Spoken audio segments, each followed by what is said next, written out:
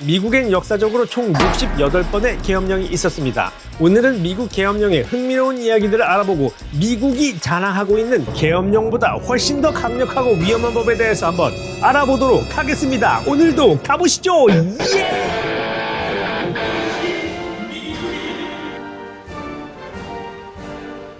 미국의 이야기를 만나게 말아드리는 이것이 미국이다의 제임스입니다.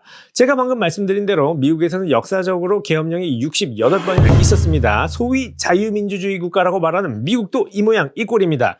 다만 오래전에 일어난 일들이고 최근에 계엄령 시행이 된 일이 없어서 현재 역사에 묻혀져 가고 있는 상황이죠. 자, 최근 제가 한국의 지인과 카톡 중에 받은 질문은 이겁니다. 미국 대통령도 한국 대통령과 유사하게 계엄 상황을 만들 수 있는지?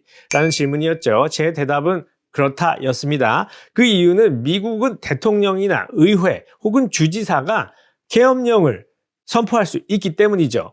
그리고 미국의 계엄법은 굉장히 모호하게 설정이 되어 있기 때문에 잘만 악용한다면 마음껏 계엄령을 선포할 수 있는 상황을 만들 수 있기 때문이죠. 자, 미국의 계엄법 개념은 굉장히 간단합니다. 미국은 계엄령 발효 시 군이 배치되고 계엄사령관이 질서 유지 권한을 가지죠. 그리고 시민은 기본권이 제한된다는 것입니다. 이게 다입니다. 이에 비해 한국의 계엄법은 굉장히 세세한데요. 계엄이 가능한 상황과 법적 절차, 계엄의 권한, 그리고 해제 요건 등을 법으로 완벽하게 정해두고 있죠. 아마 계엄을 국민들이 16번이나 당하다 보니 법을 잘 보완했던 것 같습니다. 하지만 68번이나 계엄이 선포되었던 미국은 계엄의 세부 상황을 세세하게 명시한 법이 없습니다. 희한하죠? 기껏해야 미국은 의회 동의 없이는 계엄 시 법 집행에 관여할 수 없다와 대통령이 주정부를 견제하기 위해 주정부 계엄 시 연방법이 보장하는 국민의 기본권을 침해하면 대통령은 미 연방군을 파견해서 국민의 기본권을 보호할 수 있다는 권한 정도이죠. 또한 미국은 한국과 달리 대통령이 계엄령을 선포할 수 있는 명확한 헌법적 메커니즘이 없습니다. 하지만 아이러니하게도 이 모호함 덕분에 대통령도 원하면 계엄의 명분을 만들어서 마음대로 계엄을 선포할 수 있는 것이죠. 제가 아까 말씀드렸죠. 반면 주지사는 주의 비상시 계엄령을 자유로이 선포할 수 있는 권한이 있습니다. 하지만 주지사는 주 계엄 상황에서 연방법을 함부로 폐지하거나 무시할 수 없게 되어 있죠. 또한 주지사가 내셔널 가드를 배치하려면 주사법부의 법률적 검토를 받아서 오케이를 받아야 합니다. 사법부 오케이. 자, 미국의 계엄의 몇 가지 사례를 들어보자면 앤드류 잭슨 장군은 1812년 영국과 전쟁 중 뉴올리언스에서 3개월 동안 계엄령을 선포했고 2차 세계대전 도중 루즈벨트 대통령은 일본에 의해 진주만이 털려버리자 하와이에 계엄령을 선포하게 됩니다. 신기하게도 미국이 계엄령을 의미 있게 사용한 사례도 있는데요. 1963년도에 흑인 시민 권리 운동 때였습니다. 당시 메릴랜드 주 내에서 인종적 긴장과 시민적 불안 그리고 폭동이 범람하고 있었어요. 당시 메릴랜드 주지사는 이에 계엄령을 선포하고 내셔널 가드를 출동시키죠. 재미있는 것은 이 계엄령을 견디지 못한 백인들이 계엄령을 끝내기 위해서 메릴랜드 학교, 병원, 레크리에이션 지역, 즉 공원 같은 데입니다. 거기에서 시행되고 있던 인종 분리를 해제시켰습니다. 그래서 사람들은 이 1963년 메릴랜드의 계엄령을 흑인 권력 운동의 시작으로 보게 되었죠. 자, 보시는 바와 같이 미국에서 계엄령이 선포된 상황과 방식들은 매우 다양합니다. 아마도 이렇게 다양한 계엄 사유와 상황들 때문에 계엄의 헌법적 메커니즘을 아직 정의하지 못한 것일 수도 있습니다. 어쨌거나 역사적으로 미국이 계엄을 선포하게 되면 미국 지도자들은 헌법을 초월한 어마어마한 권한을 행사했다는 것을 알 수 있는데요. 일예로 아까 말씀드린 루즈벨트 대통령의 하와이 계엄령을 보시면 잘 알게 되실 겁니다. 진주만 공습으로 인해서 계엄령을 선포한 자체는 적법했지만 일본계 미국인들에게 통금을 적용하고 이들을 수용소에 수용한 것은 인권적인 측면에서 봤을 때 계엄법을 적법하게 사용했다고 볼 수는 없습니다. 물론 인권 따위는 신경 쓰지 않는 것이 이 계엄법의 특징이기도 하죠. 재미있는 것은 당시 미 법원까지도 이때 정부의 계엄령에 대해서 합헌 판결을 주죠. 잘했어요. 참 잘했어요. 당시 일본인들에 대한 미국인들의 여론이 이토록 나쁘긴 했습니다. 물론 일본인들이 사람들이 천인공노할 짓을 많이 하긴 했죠. 다인과 응보입니다. 자, 이런 소재를 영화화한 것이 1998년도에 개봉되었던 The Siege, 한국어로는 비상계엄이라고 부르는 제목의 영화입니다. 이 영화는 이슬람 과격 세력에 의해서 연쇄 테러가 일어난 뉴욕의 계엄령이 선포가 되고요. 군에 의해서 아랍인들은 모두 수용소에 갇히게 됩니다. 이 영화를 보면 소위 자유민주주의 국가임을 표방하는 미국에서 계엄령 같은 특수한 법이 발동했을 경우 전체주의와 국가주의에 빠진 계엄사령관에 의해서 얼마나 시민 개개인의 인권이 규제되고 짓밟히는지를 여실하게 보여주는 작품이죠. 다만 3년 후에 미국의 911 9.11 테러가 터지면서 이 영화에서 전하고자 했던 메시지는 그대로 묻혀버립니다. 빌드업이 끝났으니 이제 본론으로 들어가 보도록 하죠. 아까 말씀드린 대로 미국엔 계엄법보다 더 위험한 법이 있다, 이렇게 말씀드렸죠. 이 법에 대해서 한번 알아보도록 하겠습니다.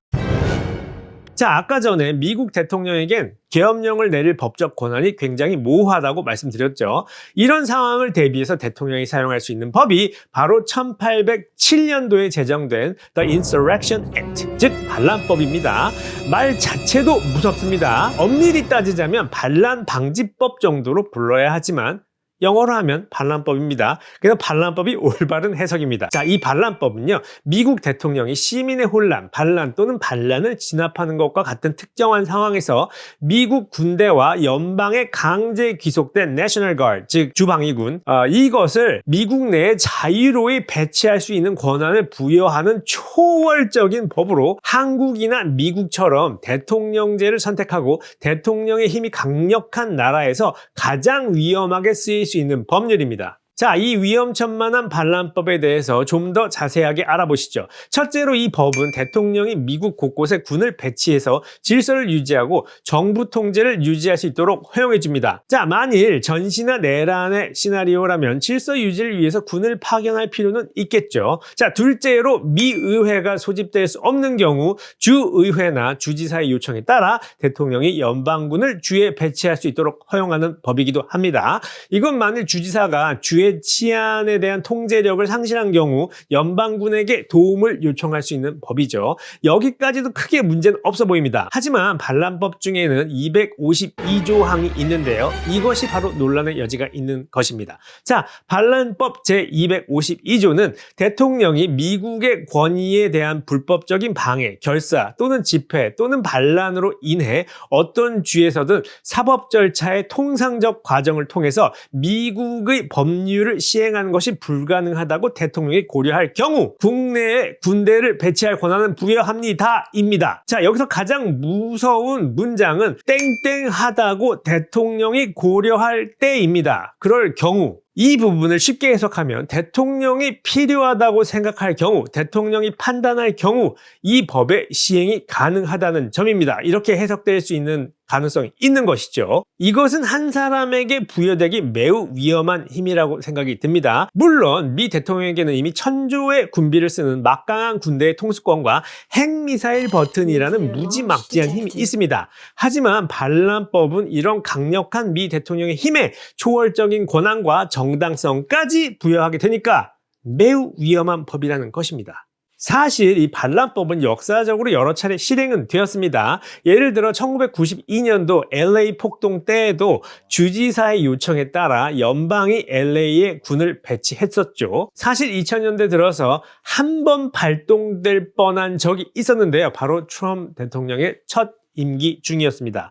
때는 팬데믹이 한창이던 2020년 여름이었어요. 미국은 조지 플로이드의 살해 사건으로 인해서 촉발된 폭동에 의해서 한참 시달리고 있었습니다. 이때 트럼프 대통령은 이 폭동을 진압하기 위해 반란법을 사용해서 미 연방군을 미국 내에 배치하는 것을 고려했죠. 하지만 당시 국방장관이었던 마크 에스퍼가 트럼프의 계획에 대한 반대 의사를 공개적으로 밝히죠. 못하겠습니다. 그리고 사임을 해버립니다. 그래서 뭔가가 잘못되었음을 깨달은 트럼프 대통령도 이를 실행하지 않고 그냥 관두게 됩니다. 만일 이를 실행을 했다면 미국 헌정사에 크나큰 사건이 되었을 겁니다. 자, 이 깨달음 덕분인지 트럼프 대통령은 연임에 실패하고 부정선거를 의심할 때에도 계엄령이나 반란법을 사용해서 해당 주의 군대를 파견할 생각을 접게 되었던 것 같습니다. 물론 그 대신 자신을 추종하는 추종자들을 부추겨서 미국 의회에 돌격을 시키지요. 자, 어쨌거나 마크 에스퍼 국방장관 참 장합니다. 직을 걸고 직언을 했어요. 그리고 대통령의 마음을 돌렸으니까요. 자, 트럼프 대통령이 이 반란법을 사용하려고 시도를 했던 2022년도에 반란법의 초월적이고 강력한 힘을 견제하고자 미 의회는 반란 진압 및 개인 자유 침해 금지법을 도입하게 되는데요. 이 법은 대통령이 반란법을 발동하기 전에 미 의회와 협의하도록 강제했고요. 의회의 승인이 없이는 대통령이 법에 따라서 군을 동원할 수 있는 것을 14일로 제한하게 됩니다.